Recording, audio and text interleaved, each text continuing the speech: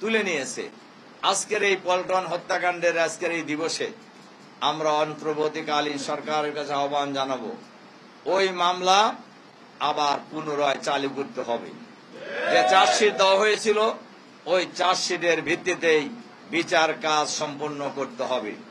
এবং শেখ হাসিনা এই বাংলাদেশে এত অপকর্ম করেছে, এত হত্যাকাণ্ড সংগঠিত করেছে, এত গণহত্যা চালিয়েছে, একবার ফাঁসি দিলে বিচার সঠিক হবে না। তার হাসিনাকে বারবার ফাঁসিতে ঝুলাইতে হবে। বহু মানুষের জীবন নিয়ে তিনি হোলি খেলেছেন। জামাত ইসলামীর আমির, সাবেক সফল দুর্নীতিমুক্ত মন্ত্রী মাওলানা মতিউর রহমান নিজামী সহ 11 জন জামাতের শীর্ষ নেতাকে তারা হয় ফাঁসিতে ঝুলিয়ে অথবা জেলখানায় নিষ্ঠুরভাবে হত্যা করেছে। হাজার হাজার জামাত শিবিরের নেতা কর্মীকে হয় ক্রসফায়ার দিয়ে অথবা আয়না ঘরে নিয়ে গুম করে নির্যাতন চালিয়ে হত্যা করেছে। আর জুলাই বিপ্লবে বাংলাদেশের প্রায় 2000 মানুষকে গণহত্যার মাধ্যমে তারা হত্যা করেছে।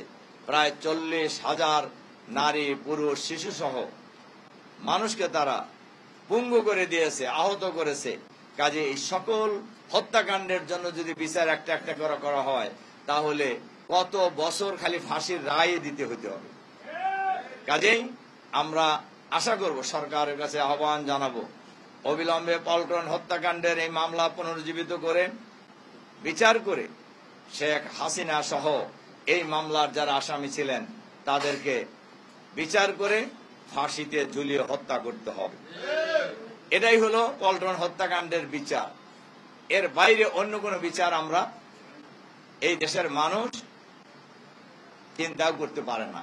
সম্মানিত সাংবাদিক বন্ধুগণ, শহীদ পরিবারের সদস্যবর্গ এবং সুধীমণ্ডলী, আলহামদুলিল্লাহ, তারা চেয়েছিল এই হত্যাকাণ্ডের মধ্য দিয়ে জামাত শিবিরকে বাংলাদেশের রাজনীতি থেকে চিরদিনের জন্য নিশ্চিহ্ন করে দেওয়া।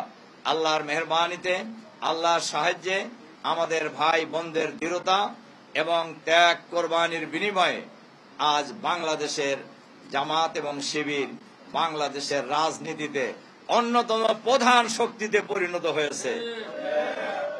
এর বড় প্রমাণ ডাকসু, রাকসু, চাকসু, জাকসু বিশ্ববিদ্যালয়গুলির ছাত্র সংসদ নির্বাচনে ইসলামী ছাত্র শিবিরের পক্ষে সাধারণ ছাত্র ছাত্রীদের যে গণরায়, এই রায় প্রমাণ করে বাংলাদেশ আর আগের জায়গায় নেই।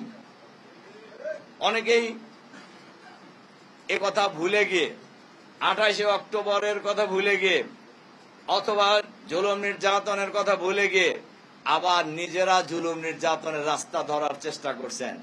কিন্তু ইতিহাস থেকে সবাইকে শিক্ষা নিতে হবে, আমাদেরকেও নিতে হবে, সবাইকে নিতে হবে শিক্ষা। কোন স্বৈরাচারী, জুলুমবাজ, ফেসিবাদ, চাঁদাবাজ, দুর্নীতিবাজের জায়গা বাংলাদেশের রাজনীতিতে আগামী দিনে হবে না ইনশাআল্লাহ।